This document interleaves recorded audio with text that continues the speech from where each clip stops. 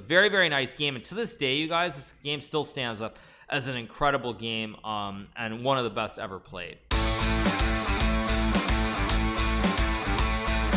All right, what is this? This is the Talk of the Town, September 7th, 1957 issue. Prodigy by Bernard Taper, August 30th, 1957.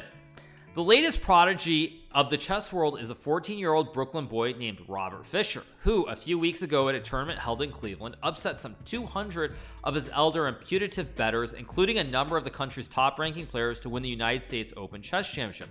First of all, you guys, I love the English language here. They say 200 of his elders and putative bettors. I don't think you would ever see an article today with such fancy language, I have to say. 200 ranking players to win the United States Open Chess Championship. There have been chess prodigies in this country who flashed to prominence when considerably younger than Fischer, but none has ever captured a major title at such an early age. All right, honors are beginning to pile up for Robert. The United States Chess Federation has elevated him to the rank of master. Some of the wits amongst his teenage friends now address him as Master Fischer. So from now on, you guys, if you ever see me in person, you will have to address me as Grandmaster Nakamura. Okay? From now on, that's how you'll have to address me. Okay? All right. Master Fischer. That's like, I don't know. Yeah, that's kind of weird, I have to say. Yeah, Pago, exactly. Oh, that's right. Yeah, it shouldn't be Grandmaster. It should be Super Grand. No, it should be Super Grand. I don't know. Anyway, yeah, all right. Yes, yeah. Sound the gong and bow too, right? Of course. Yeah. Anyway, yeah, Master Fischer. All right, he has been invited to be one of the 10 distinguished players from all over the world who will participate in the highly regarded invitation tournament at Hastings in England this Christmas. And shortly after that, he is scheduled, if the Chess Federation's plans work out, to visit the Soviet Union and show off his prowess before the world's most discriminating mass audience. The Russians having been notorious chess addicts for centuries. All right. Young Fischer took to the game of chess from the time the moves were first explained to him. This was when he was 6 and his teacher was his elder sister Joan. Before that, his only hint of precocity, I think it is, had been his authoritative war with jigsaw puzzles. He entered his first tournament at the age of 9 and has twice won the United States Junior Chess Championship. His most striking achievement before the United States Open Championship was winning the Brilliancy Prize last year in the Lessing J. Rosenwald tournament here for a game so inspired that it was hailed on the cover of Chess Review as the game of the century. When he started playing in tournaments, he burst into tears each time he lost a game, but now he merely bites his fingernails and glowers. Yes, exactly, glowers. Yeah, that's the point, you guys. That's what you got to do. Glowers. I think glowers. The United States Open Chess. The United States Open Championship is at present in his second year at Erasmus High School. Though school tests have shown him to have generally superior intelligence, he does no better than average in his studies, displaying little interest in most of the subjects taught, and being restless in class. His teachers are amazed when they hear of his chess victories, not so much at his revealing mental powers that they hadn't suspected, as at his being able to sit still for 5 hours a tournament game may last. That's really, really good. Really, really good.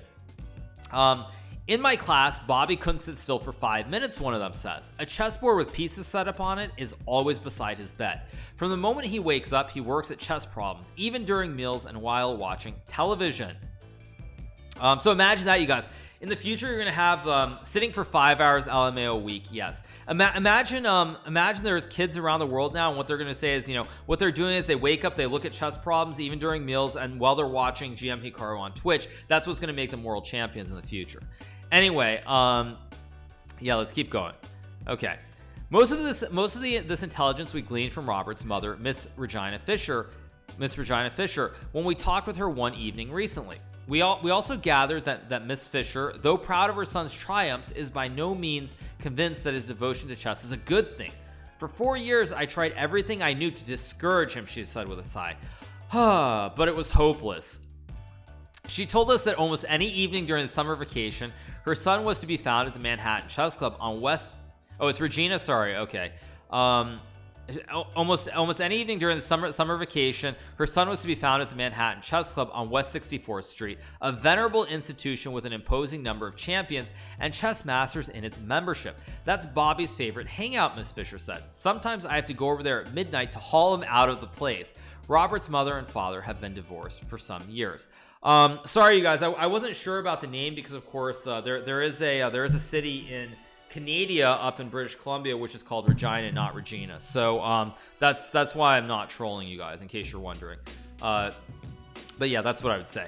All right. Anyway, yeah. So pretty good article. I just want to cover something very briefly. Imagine like having to drag someone out of a place at midnight and trying to get them to not spend their entire life on chess. But hey, it all ends up working out. So I just want to cover that article very, very quickly. As far as the game they were referring to, by the way, you guys, I will show it very briefly for those of you who have not seen the game. Let me pull it up. So this game was a game that was played between Donald Byrne and Robert James Fischer. It will also be featured somewhere very prominently in the near future. Without saying too much, I think you'll see it in a certain something featuring me as well. But yeah, so let's just go over this game very briefly for those of you who haven't seen it. I think most people have probably seen this game, to be fair, but in case you have not seen the game. Okay, so the game goes knight f3, knight f6, c4. Robert James Fischer is black. I don't actually know how to flip the board. Where to flip the board? I don't know how to flip the board. So yeah, so I'll just show you guys the game. So the way the game goes is knight c3, bishop g7, d4, Fischer castles, bishop f4, and now he plays d5, transposing into the Grunfeld opening.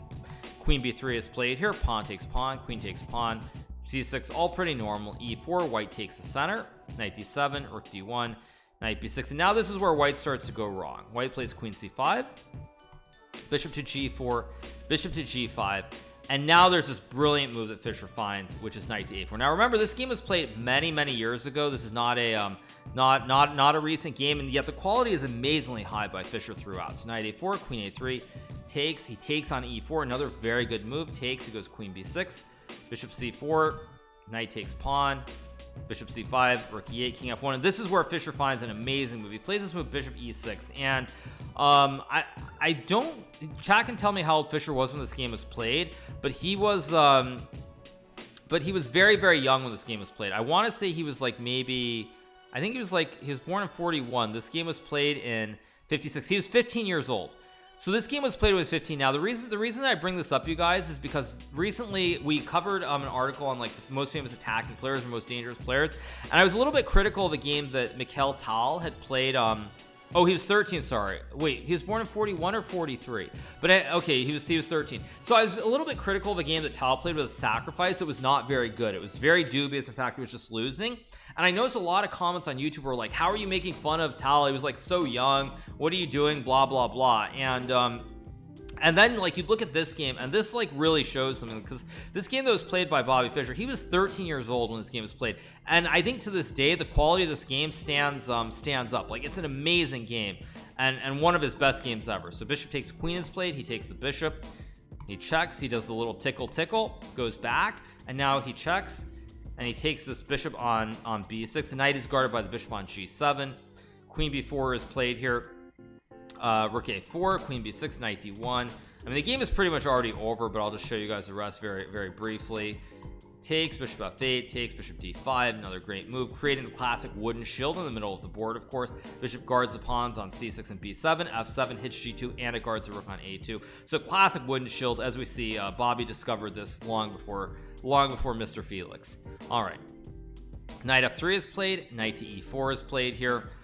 Queen b8, b5, h4, h5, knight e5, king g7, check, and also this final finish in this game is also very flashy. Check here, knight here, and king b1, knight c3, king c1, rook c2.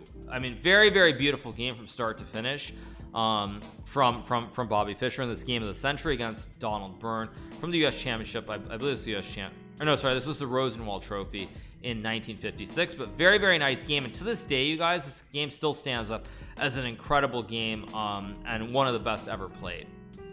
So yeah, it's a nice game. It's nearly perfect, I would say. I think it is perfect. I mean, someone could probably put those moves in on chess.com to see the accuracy, but I think it is like a 99.8% game at 13 years old.